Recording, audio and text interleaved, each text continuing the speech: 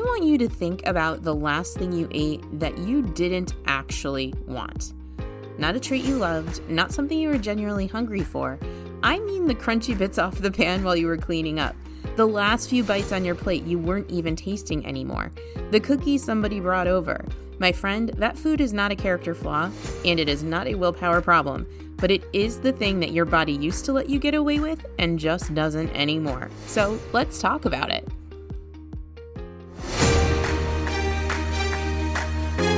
Welcome to the Biking Wellness Podcast. I'm your host, Stacy Smith, and I lost 50 pounds riding my bike by focusing on what my body can do. Now, I teach other women how to do the same. I am obsessed with completely flipping the script on weight loss so that we can work out to feel good and feel strong.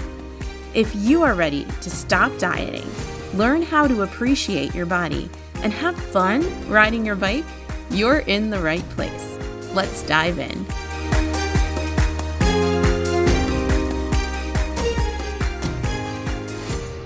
Hello, my wonderful friend. Welcome back to the podcast. And if you're just joining us for the very first time, a special and warm welcome to you. Welcome to the Biking Wellness community. I am so glad that you are here. And before we get into it, I want to make sure you have my totally free guide. It's called The Secrets I'm Using to Lose 10 Pounds This Summer, Even on My Busiest Days. It's 6 simple things, and you just pick one that feels the most doable to you to get started with today. It's completely free at sassy.com/secrets. That's SASCY.com/secrets. And I'll tell you, honestly, I am leaning on these 6 things harder right now than I have all summer long. I am just going back to work this week. My days are getting a lot fuller, and I need the structure more than ever because summer's not over until September 21st, and I am still losing those 10 pounds. And you know what? If I don't hit the full 10 by then, that's okay. I'm just going to keep going because I get to choose. That's the beauty of doing it this way. There's no deadline. There's no failing. There's just me deciding what I want and continuing to go after it. So go ahead and grab that guide at sassy.com/secrets and pick your one thing. Okay, let's get into the episode. So I want to talk to a very specific woman today, and I have a feeling she's listening, and I have a feeling that she is you. She's in her 40s, her 50s, her 60s. She's in perimenopause or menopause or postmenopause, or she's right in that murky place where she doesn't even know which one she is in. And if she's really, really honest with herself, she knows that she eats more than she needs. She always has. This is not new information for her. This is not new information for you. You eat when you're not hungry. You eat when you're stressed. You eat because it's sitting there and you feel like you need it. You eat to celebrate. You eat because you had a long day or a long week and you deserve something that is just for you, for crying out loud. And sometimes you eat so that you don't have to sit with something that doesn't feel great, that doesn't feel bad, because the eating just makes you focus on something else. None of this is necessarily a secret. You know what I'm talking about. And for most of your life, you were able to get away with it. Maybe not perfectly, but it never showed up the way that it's showing up now. If this is you, my friend, stick around for this episode. This is going to be so helpful and so useful to you. I'm about to tell you that this isn't a willpower issue. I'm going to tell you that this is a much bigger thing that's happening and going on, and I'm going to really help you understand why. So first of all, when I say the word overeating, I know exactly what you're thinking about and exactly what you might be picturing. You're thinking about like Thanksgiving. You're thinking about, eating half a pizza standing by the counter. You're thinking about that kind of night where you go too far and you feel so full at the end that you have to lay down, go to bed, unbutton your pants, all of those things. And you're thinking, well, okay, so this isn't me. I'm not overeating. I don't do that. So overeating is not my problem. But honestly, that kind of overeating for many of us is not where we are putting on weight.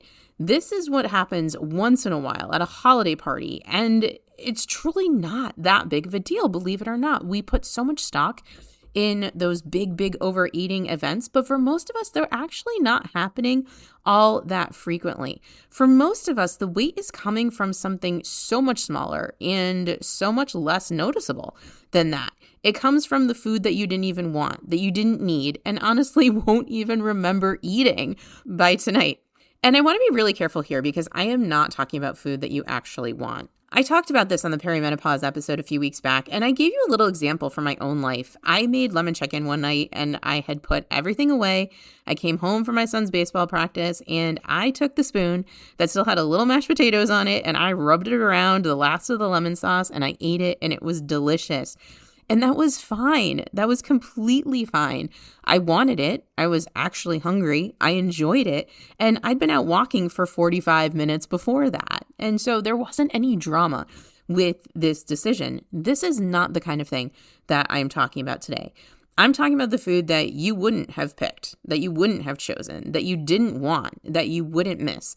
The food that if someone had asked you 5 minutes beforehand whether you wanted it or not, you would have said no. I'm talking about that oatmeal raisin cookie when you really like chocolate chip. I'm talking about that extra food in the pan after you've already cleaned up dinner and you are already satisfied. That food that you're just kind of eating anyway that you barely even notice. So let me talk to you a little bit about my stuff because I have plenty of examples of this. Here's one that I've done 1,000 times. I'm making dinner, and the whole time I'm making it, I'm eating it. A little this, a little that. I'm cutting up the vegetables. I'm eating the vegetables. I'm tasting it. I'm picking pieces. I'm grabbing pieces. And by the time dinner's actually on the table, I am not hungry at all anymore because I have been eating all along the preparation of it. But then I sit down and I think, well, it's dinner time and I have to eat dinner. So I eat a whole dinner on top of everything I already ate while I was cooking it, and then I am way past enough. This is actually not me eating one meal, my friend. This is essentially 1.5 to do.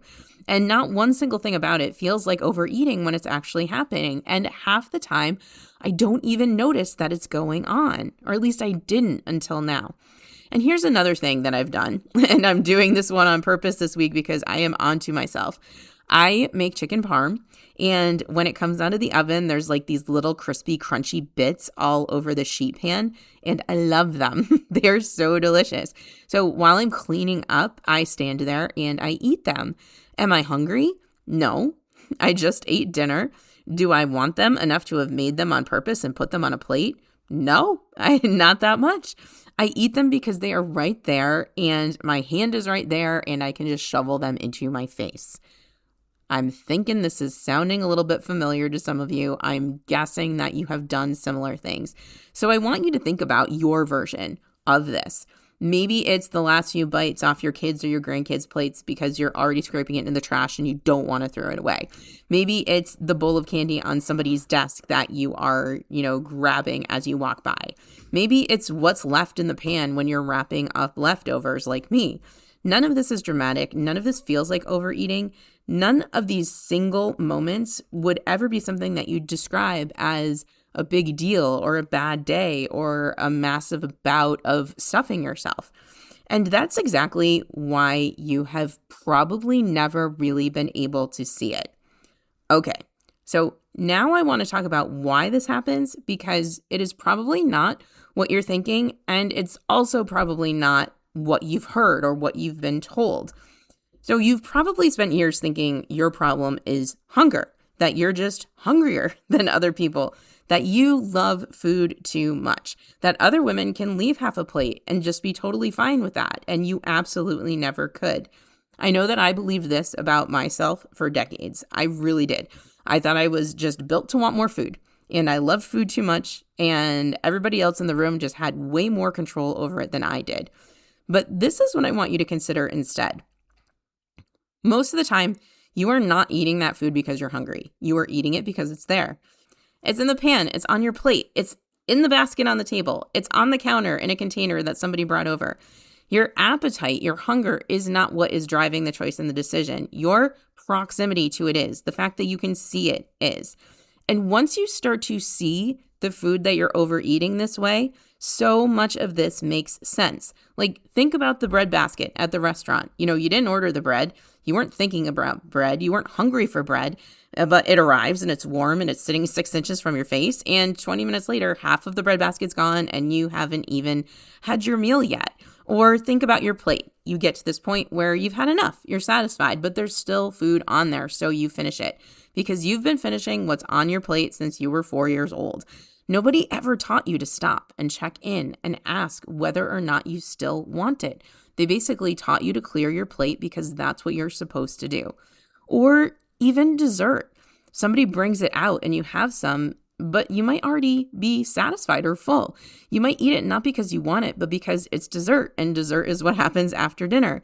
None of this is fueled by hunger, my friend. This is just what happens to be in front of you and what you happen to be eating that you might not necessarily even want or need. So let me tell you about what happened this week because I got a really good look at this for myself.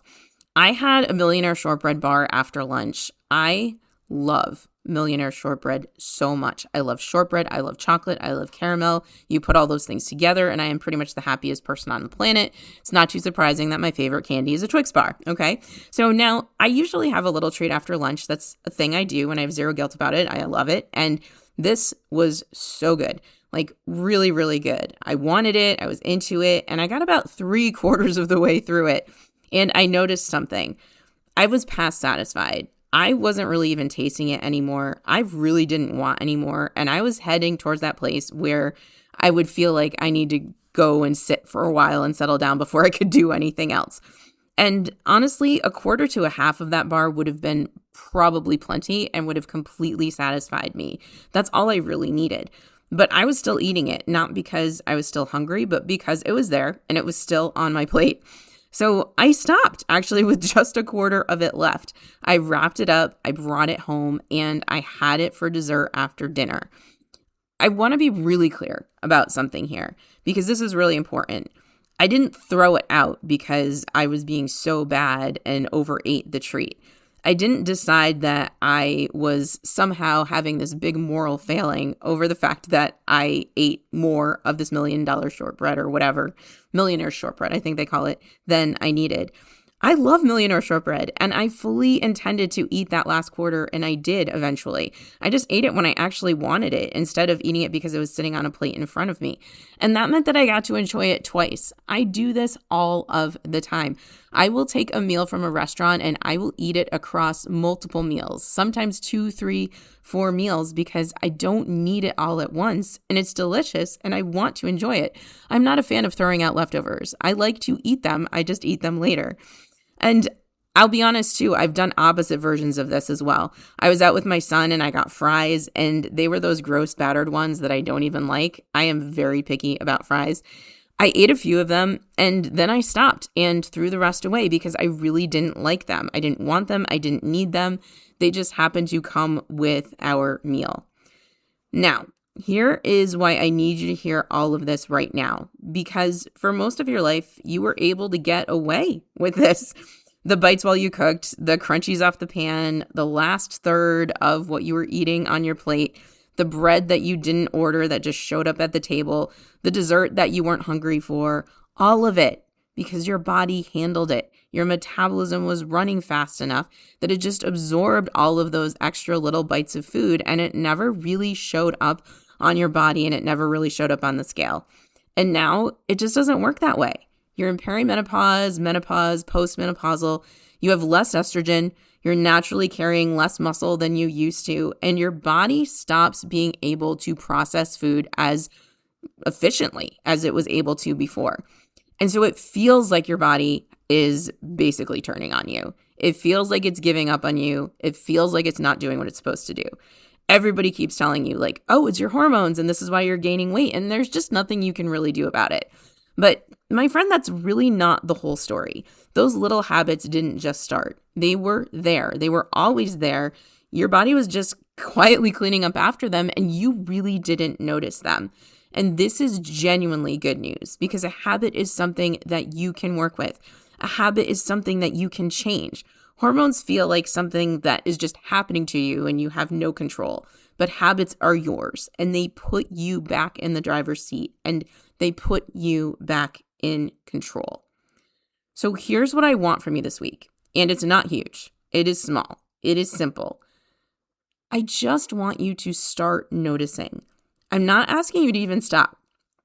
I'm not asking you to diet. I'm not asking you to restrict. I'm not asking you to cut things out or anything like that. I just want you to catch it. I just want you to realize that it's happening. That you are eating out of the pans, that you are eating everything on your plate that you don't need instead of packing it up and putting it away. And again, I'm not telling you to throw it out. I'm just saying put it in the fridge. You can have it another time. The container on the counter, the box of cookies that someone brought over and you just start mindlessly grabbing them and eating it. I don't even want you to stop. I just want you to notice in the moment whether or not you actually want it and to see that it's happening. And I truly don't care if you notice it and eat it anyway. Do it 100 times because seeing it is the entire first step. And you cannot change something that you don't even see, that you don't realize is going on. Do you kind of understand what I'm saying? Because so many clients say to me that they're doing all of the things, that they're doing everything right, that they're eating clean, that they're lifting heavy, that they're moving their body. And yes, you might be doing all of those things, but are you also overeating? We have to kind of get really honest about that. So let's recap what I want you to take out of here today, my friend, because there is really helpful, useful information here. Overeating is almost never the dramatic thing that you picture, like the Thanksgiving meal where you have to lay down on the couch after you eat. It's small and it is hidden and it is made up of food that you didn't even want or need. And you're not eating that food because you're hungry for it. You're eating it because it's just there. It's just in front of you. You figure, why not? And your body used to be able to handle this. It used to be able to handle all of this. And now it just isn't able to. This is not your body just picking up and taking off and not helping you out anymore. This is just information about where your control is, where your body's at right now, and what you can actually reasonably do about it. So this week, I just want you to notice what's happening and what's going on. That's it. That is your whole homework assignment for this week, my friend. And if you want a real and doable place to start, go grab my free guide. It's the secrets I'm using to lose 10 pounds this summer, even on my busiest days. And a couple of those 6 things go straight at what we're talking about today. One of them is about eating enough during the day so you're not running around on empty when you get home from work, home from school, home from wherever you've been. Because I promise you, the more depleted you are, the more of this stuff happens.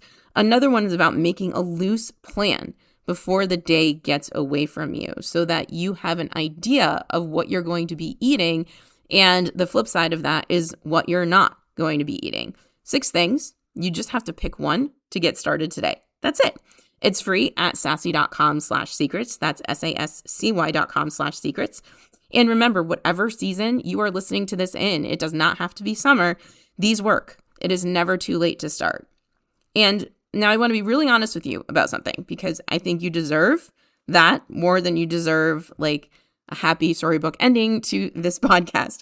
Noticing this is real. It matters. It is the first step. It is the first thing that needs to happen. And I would not have given you a whole episode on this if I didn't firmly believe that. But noticing it is not the same as changing it. It's not the same as changing the behavior because these moments are fast. They happen quickly. They're over in just a couple of seconds. They happen when you're cleaning up, when you're on the phone, when you're trying to get out the door, when you're tired and depleted and running on empty at the end of a long day. That's exactly when they happen. And that is exactly when you have the least ability to catch it and do anything about it. And you've been doing these things for, decades, my friends. Nobody catches their own patterns in real time by themselves. It's just not the way that things work. This is how patterns and habits work. And this is exactly what I do. This is genuinely what I am best at, working with you week after week in your real life with your real schedule and your real family and your real kitchen and helping you catch these moments as they're happening without an ounce of beating yourself up, giving yourself a hard time because we've done that. We've done that for a really long time and we are not doing that anymore. I work with women one-on-one for this, and I would love to talk with you about it if you're interested. There's no pressure. Just send me the word interested either as a DM on Instagram at Sassy Cycling, SASCY Cycling, or in an email to stacy@sassy.com. That's STACY@SASCY.com. And we'll just have a conversation about what's going on with you right now and whether or not I can help. That's it. And if this episode made you see something you hadn't seen before, would you please follow or subscribe wherever you're listening to your podcasts? It really does help this show reach more women who have been told that their body has just given up and that they have no control over what's happening in their lives right now. And if you know a woman who's been quietly wondering what she is doing wrong, please send this to her. She needs to hear it. Thank you so much for being here, my friend. There is nothing wrong with you. You have not lost control over your body or your life. There never was anything wrong. You just couldn't see what was happening and what was going on, and now you can. I am here, and I am cheering for you every single step of the way. Talk soon.